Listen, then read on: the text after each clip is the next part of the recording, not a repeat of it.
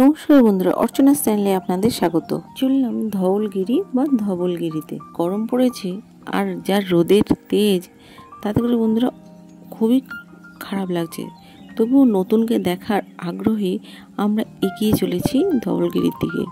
পাহাড়ি রাস্তা, পাহাড়ের উপর দিয়েই চলেছি। আমরা প্রায় পৌঁছে গেছি ধওলগিরি।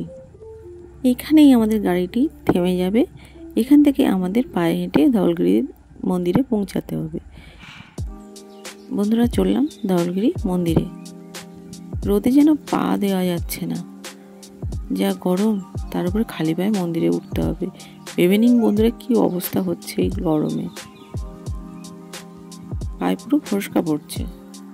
এখানে বুদ্ধ মন্দির, তার আগে আমরা একটা শিব মন্দির পেরিয়ে এসেছি। শুনুন বন্ধুরা এর মিষ্টি আওয়াজ। এই গরমে খালি পায়ে যেতে হচ্ছে, তার জন্য পায়ে প্রায় ফোস্কা পড়ে গেছে। তাও বন্ধুরা কিছুটা দেখানোর চেষ্টা করছি। এই গরমে জানি ভালো করে দেখানো যাবে না, তবুও যতটা পেরেছি দেখানোর চেষ্টা করছি।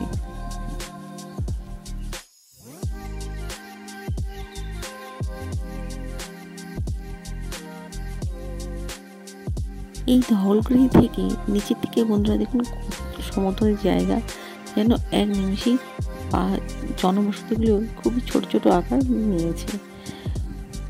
এই গরমে তো ছুটে চলেছি, তাই যেন মনে হচ্ছে গাড়িতে করে চলেছি। আমি ওপর থেকে নিচেরটা একটু দেখানোর চেষ্টা করছি। ধওলগিরি আমাদের দেখা শেষ হয়ে গেছে। এবারে আমরা যাব হস্তি গুম্ফা বা উদয়গিরি খণ্ডগিরিতে। চলুন বন্ধুরা, আমার দেখা হচ্ছে নতুন ব্লগে। ততক্ষণের জন্য টাটা, বাই বাই। আজকের মতো তাহলে আমার ব্লগটি এখানেই শেষ করছি।